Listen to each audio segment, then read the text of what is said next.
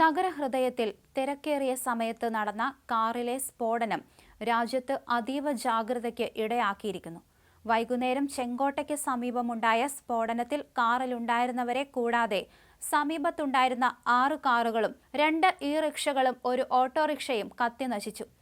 സംഭവത്തിന്റെ ഗൗരവം കണക്കിലെടുത്ത് ഡൽഹി പോലീസിന് പുറമെ ഫോറൻസിക് സയൻസ് ലബോറട്ടറി, ദേശീയ അന്വേഷണ ഏജൻസി, ദേശീയ സുരക്ഷാ ഗാർഡ് എന്നിവരും സ്ഥലത്തെത്തി വിശദമായ പരിശോധനകൾ നടത്തി.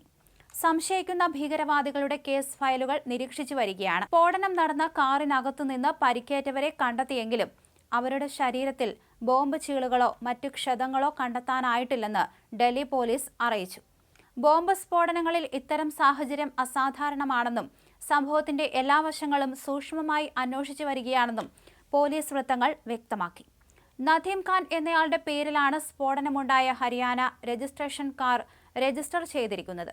സംഭവസ്ഥലത്ത് ഡൽഹി പോലീസിന്റെ പ്രാഥമിക അന്വേഷണത്തിന് ശേഷം FSL, NIA, NSG ടീമുകൾ വിശദമായ പരിശോധനകൾ ആരംഭിച്ചു.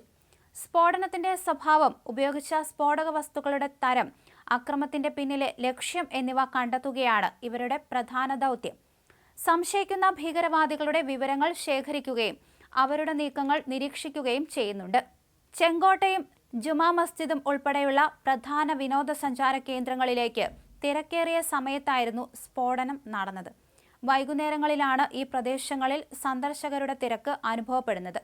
ഇത് സ്ഫോടനം മുൻകൂട്ടി ആസൂത്രണം ചെയ്ത ഒന്നാണെന്ന നിഗമനത്തിലാണ് പോലീസ്.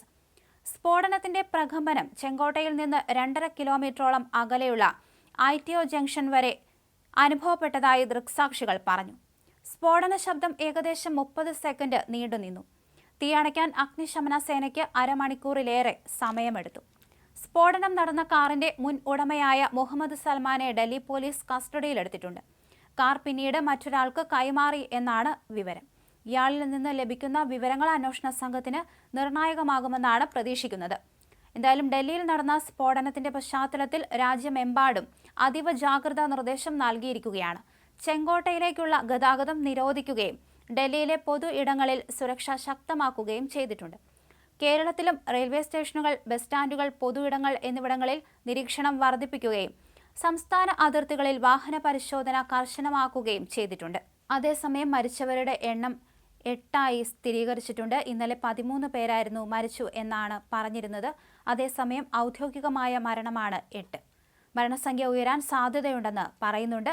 നിരവധി പേരാണ് ഇപ്പോൾ പരിക്കേറ്റ് ആശുപത്രിയിൽ കഴിയുന്നത്.